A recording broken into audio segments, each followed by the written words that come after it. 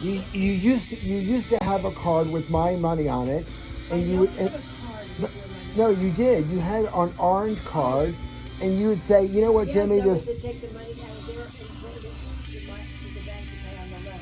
That's the only thing. I'm just asking you, can you use No, you don't have money. $15 of my SSDI No, for it's food? gone. What do you mean it's Maria gone? sent you money. My Okay. SSDI. What do you All mean right. it's gone? This is a car, but this will actually be the loan. Okay. Money comes in. Money goes to pay for the car to the bank.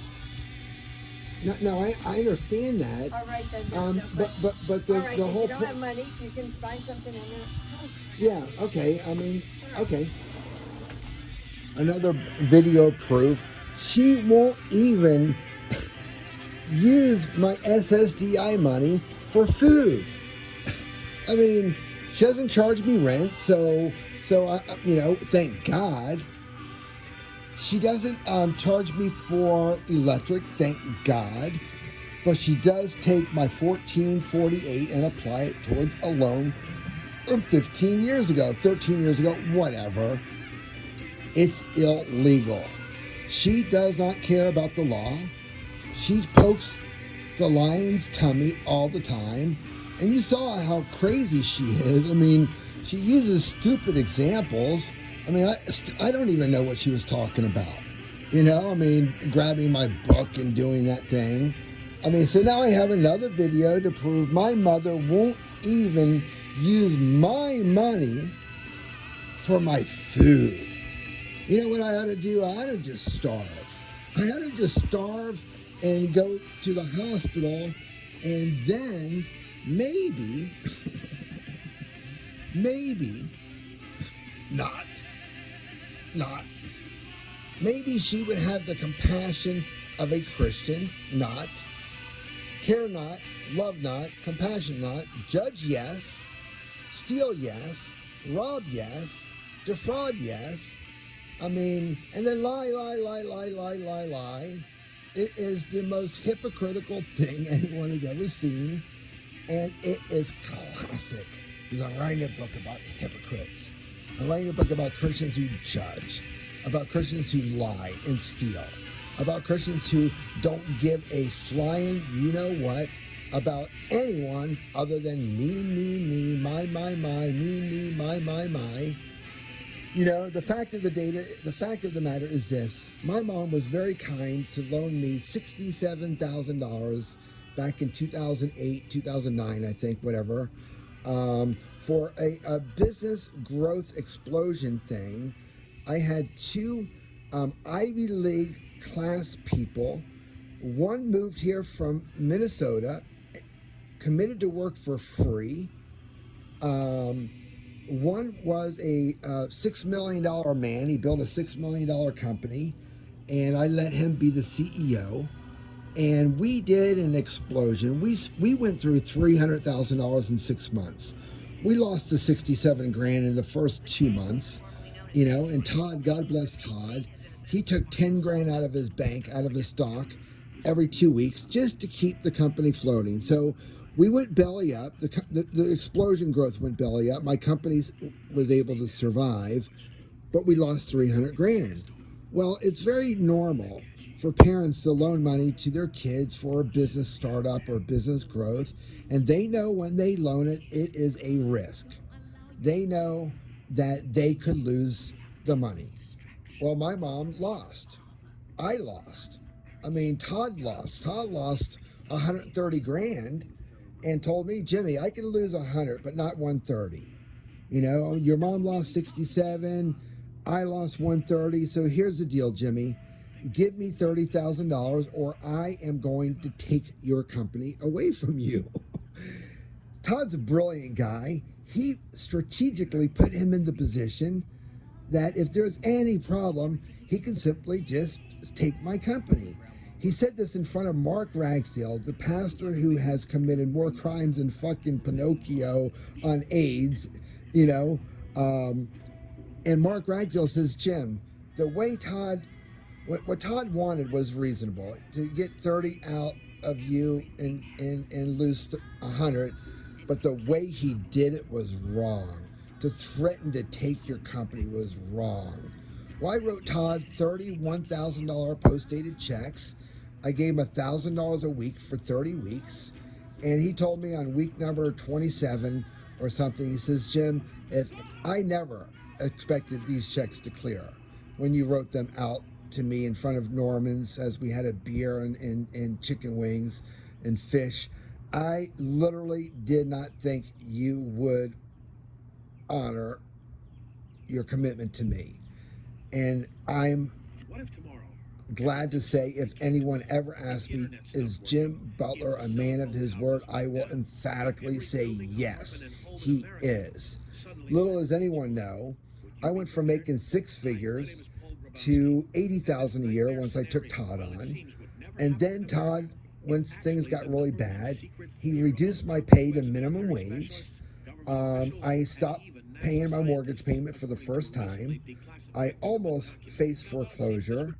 Right before the day I got the foreclosure notice, I took my company back from Todd legally and really ticked him off. But he was taking my money. I mean, we dissolved the company growth. We dissolved everything. We moved out of the huge buildings that he got us in hock for. And I said, Todd, it's my company. You're not even part of it anymore. I mean, you came in, you said you were going to build my company and grow it. You did not. You failed. No big deal. But I'm taking my company back. So I changed all the passwords and I took it back. That's what made him threaten me in front of Mark Ragsdale to take my company away from me. So anyways, Todd wanted the health insurance because he has diabetes. And it turns out his motive all along was to get a good paycheck, because he was getting paid $80,000 a year too.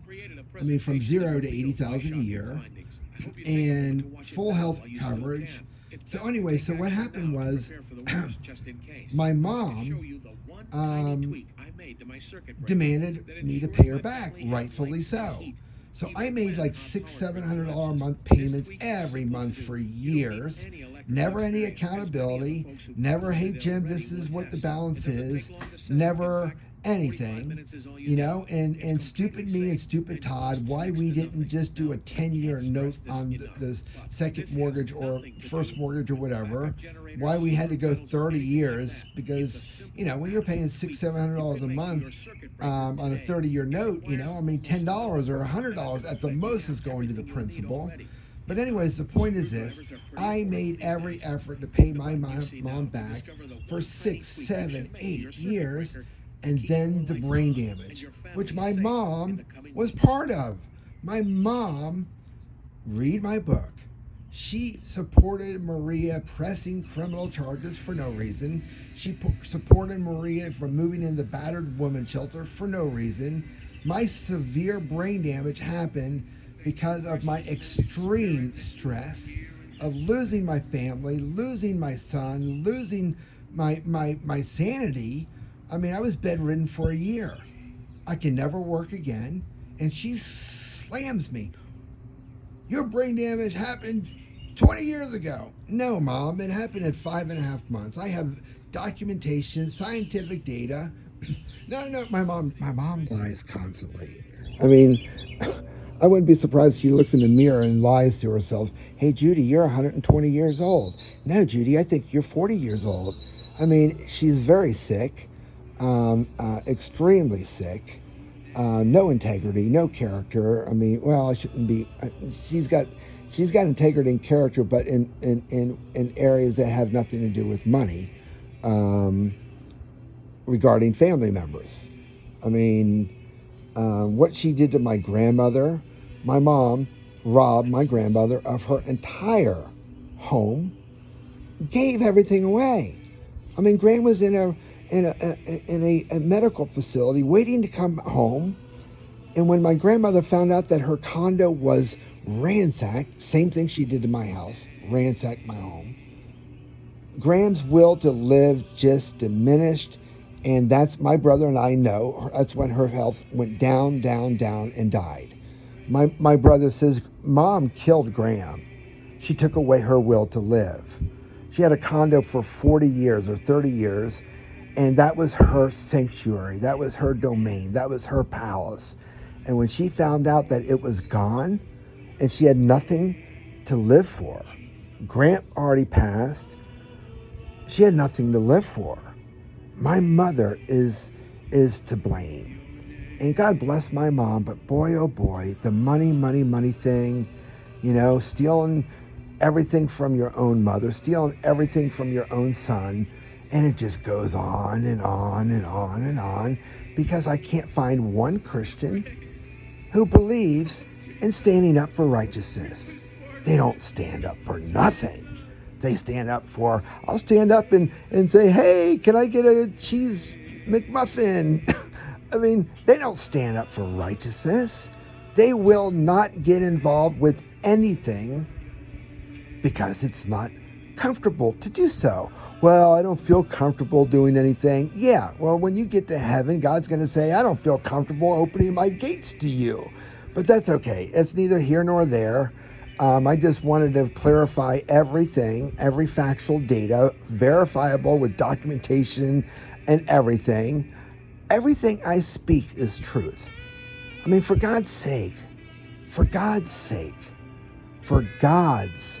holy sake, how can I write a book about holiness and not lying if I'm lying about not lying? If I'm lying about anything, it's just stupid. Everything in my book is verifiable by many eyewitnesses, by court documents, by everything. I mean, I am liable to be sued for slander if anything in my book is not factual and I can prove it. Well, that's just stupid. Who's going to write an autobiography accusing people of crimes when they didn't commit the crimes? It's just stupid. But anyways, don't tell that to a Christian. Their minds are so twisted with their false religion, their love of money, their legalism. I mean, they don't know up from down, left from right. I mean, they actually say it's a sin to say the F word when it's not a sin. I mean, it's my middle effing name. I mean, they say it's a sin they say all these things. That's why God gave me the invention, my balls in the pussy pouch, because it's not a sin to say either one of those. They're metal balls. And the pussy pouch is a fabric little pouch. It looks just like a pussy. And the balls, the penis, the pussy, the mammary glands, the butt, it's all holy. It's God's creation. There's nothing perverted about it. I mean, we got to use these words responsibly. Don't say them around children. And whatever you do, don't ever say the word pussy in a Bible study, because they will kick you out because they think it's a sin. What's a sin is they're fucking judging, cocksucking, motherfucking, stupid, fucking bullshit, false religion, false doctrines, false this, false that. I mean, they're the most judgmental people on the planet. Nobody even wants to fucking sit at a restaurant with Christians sitting next to them because they got to watch what they say. Oh, there's Christians over there. Don't say the F word because they're going to judge us. And Tony, you're gay, and try not to have any type of gay any words because they're going to judge us. And Bill, you're an atheist. Don't say you're an atheist because they're going to judge us. The entire world has to change their way of living to appease the judging hypocrisy Christians who think they're going to heaven. I got news for them. None of them are. None of them are. 3% will. 3. Jesus even said few will find the narrow gate. Well, few was 3% back then. It is now. It will be tomorrow and next year. Many will be on the road that leads to destruction, but few will find the narrow gate. Well, I've done a lot of research. Few Christians have a lot of testimonies. Few Christians hear God speak to them all the time. Few Christians always have huge testimonies. God did this and God did that. And few. 3% of Christians feel conviction when they sin. 97%, they can do anything they want. I mean, that's why they keep doing it. I mean, 80 to 90% of the men in church are addicted to porno. 80 to 90%. And this isn't my words. This is verifiable. Ask any pastor. Did you know 80 to 90% of all the men in church are addicted to porno, including pastors, deacons, Sunday school teachers, etc.? Yeah, I know that. Well, I would say you have a sick organization. I wouldn't let my boys be part of a Boy Scout if I found out 90 to 95% were addicted to child pornography. I mean, give me a fucking break.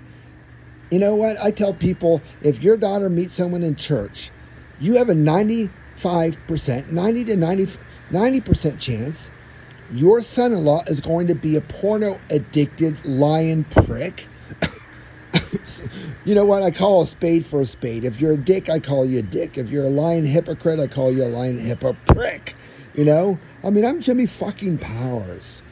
God called me to rebuke the church with the same words Jesus Christ used. You're teaching them to be twice as much of sons of hell as you are. Brood of vipers, hypocrites. You shut the gates of heaven for others, and you yourself will not enter too. That's what pastors are doing around the world. Oh, as long as you said the sinner's prayer, you're going to heaven. Wrong. Well, you know, as you go to church, you're going to heaven. Wrong. They don't even care what the Bible says. Adulterers will not enter the kingdom of heaven. Gay people will not enter the kingdom of heaven. Those that are adulterers will not enter the kingdom of heaven. Fornicators will not enter the kingdom of heaven. It goes on and on. I mean, it even says gluttons. You know, I forget exactly what it says with gluttons, but I mean, how many fat pastors do you know? Half of them. They eat their freaking bucket of fried chicken with grease running down their cheek. Their wives are sitting there going, golly, what a fucking pig my husband is. He used to be sexy and he ran. Now he thinks religion is enough, and false religion at that. And the pastor eating the bucket of fried chicken looks at the guy smoking a cigarette with a Bible and points his judging, cock-sucking, speck-pointing finger. Look at that guy. Shame on him. Shame on him. He shouldn't have his Bible and a cigarette. I mean, smoke the cigarette out back. What about you, pastor, fat fuck?